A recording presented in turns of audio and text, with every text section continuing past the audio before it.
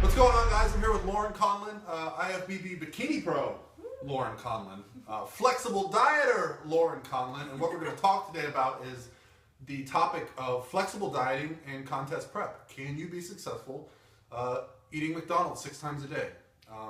Just kidding, but that's what some people think flexible dieting means. Yes, they think that I'm eating ice cream every day, every meal. So Laurin recently won nationals, and as you know, she's a flexible dieter because I just told you that.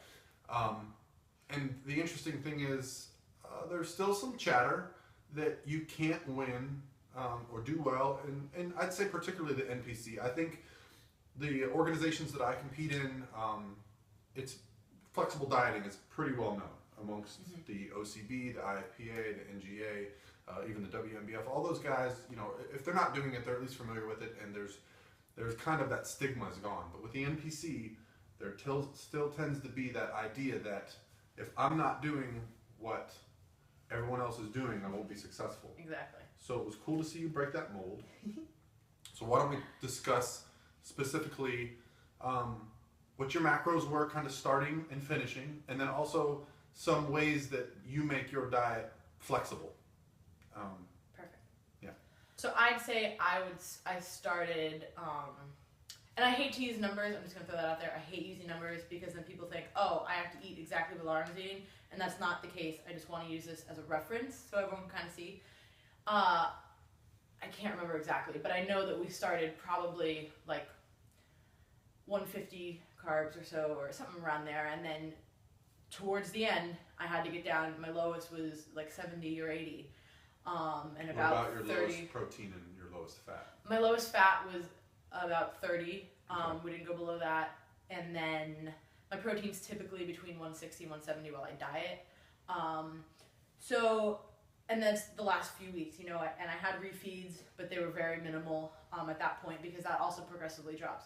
So as you can see, you know, you don't start out eating X amount and then you do that through your whole prep. That would be nice. Most people cannot do that. We were trying to get really lean for nationals, so I had to get pretty aggressive. And, you know, when you're eating 70 grams of carbs, there's not a whole variety of choices that I'm You can't picking really get from. too creative. But the point of it is nobody's telling me, eat this, not that.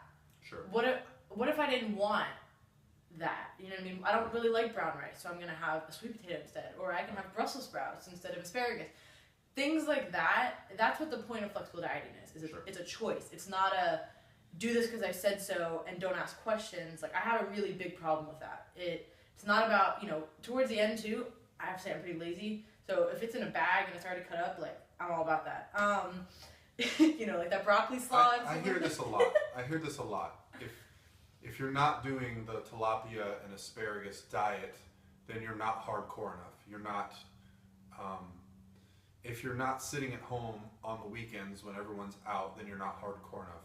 And I actually think it's harder to be flexible with your diet and to learn, and it's harder to still remain social at a time when you don't have a lot of energy. So we went out after your show we went out to eat. Remember that was like 2 weeks out? We were 2 weeks out. We went to Outback, and she figured out something on the Outback menu. Restaurants they want your money. They're going to accommodate you. So she figured out something on their menu. It wasn't asparagus and tilapia, and she still won nationals 2 weeks later. So, yeah, I'm a big proponent of not going down that path where you can only eat certain things, and if you're unable to eat those certain things, then all hell breaks loose. Because that's going to happen at some point. Certainly. You can condition yourself to where that doesn't happen all the time. Some people are more susceptible to that. But if you want to do that, by all means, eat off a certain food list. But if you don't, then you don't have to, is what we're saying. We're not saying you need to eat, you know, XYZ if it fits your macros foods, you know? Like, there are some things, like, I mean, I eat Pop-Tarts. I don't really want to diet just because that's like half my carbs for the day. I'm not going to eat that. Well, and it's a choice. That's what it is. You have a small amount of macros at the end of prep to choose from, so your diet becomes pretty what they would, call bro, because you want more volume in your food, right? Mm-hmm. So if you're gonna have a Pop-Tart, which is what, 35 to 40 grams of carbs, and you're having 70 a day, you're gonna have what I call macromorse. You're gonna sit there at the end of the day and say, instead of having a Pop-Tart or two, I could have had 200 grams of broccoli or a potato or something that's going to actually fill you and create some volume on your plate, so you actually get the sensation of eating instead of taking 4 bites.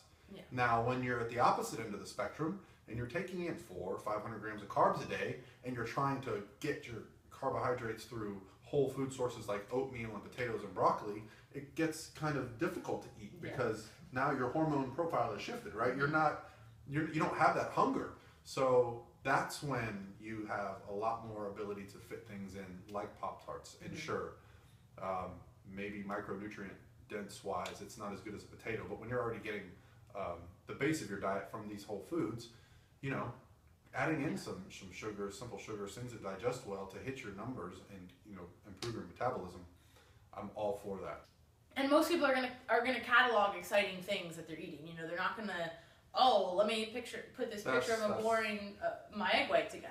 No, but that's what everyone eats. So I make it a really, really, really high priority when I post anything food related, because most of the food that I eat is very nutrient dense, very healthy, whole food. Yeah. And I always make a point to show what I'm eating, like as a joke, like this is unhealthy.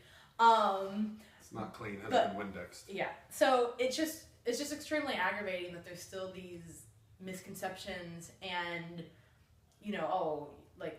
why does it matter? I'm still eating, it's just like I said, it's the choice. It's the choice of, I didn't want green beans today. And I think a lot of the issue comes with, there's people that are extremists and they think, well, if you're a flexible dieter, all you have is whey protein and sugar all day. And then there's people that think if you're a clean eater, all you can flexible diet and eat clean. No one forces you to choose these other options.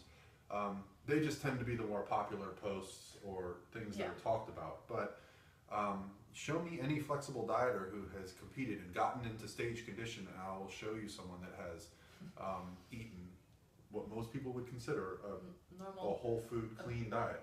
And with the flexible diet, there's really nothing you can't have. If it's going to make you feel better to have a Reese's peanut butter cup, sure, you might not get as full as if you have some more wholesome food, but it might prevent you from a few weeks after your show eating 17 of them.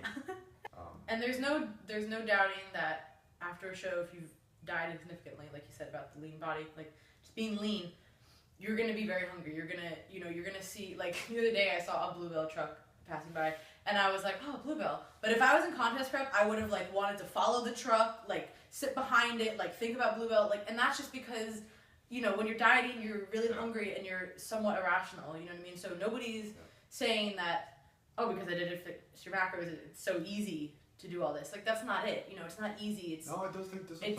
We're not trying to harp on the idea that you have to do flexible dieting or that you have to eat a certain food. All we're suggesting is that there is a different way. You can still reach your goals and you can still enjoy this as a lifelong sport and not be retired at 23 because you did 4 or 5 shows, gained 40 pounds, and now you can't drop weight again. Yeah. There are other options, and that's what Layne preaches, that's what Laurin preaches, that's what I preach.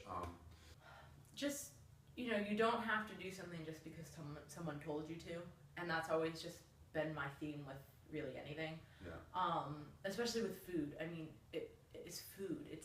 Why is turkey breast not okay, but chicken breast is? If there's not a logical answer to the question that you're asking, and you just get, because I told you not to do that, then you need to run away very quickly and get help from someone else, or do it yourself. For a long time, I worked by myself, and it was just kind of a trial and error with foods. Sure. I didn't count macros, but it was just kind of a trial and error of things. And you just because somebody's on this big team and they've gotten X amount of pro cards and this and that, don't feel obliged to think I have to do this only one way. Layne says something all the time. He says a lot of people succeed in spite of what they do, not because what they do is optimal. And I believe that to be so true. There's so many other factors that come to play in this sport. Just because your favorite bodybuilder, figure girl, fill in the blank person does something some way, it doesn't mean that's why they're successful, right? There's so much else that comes into play with success, especially in a sport that's basically modeling kind of, you know, like there's so much that comes into play that's just what God gave you.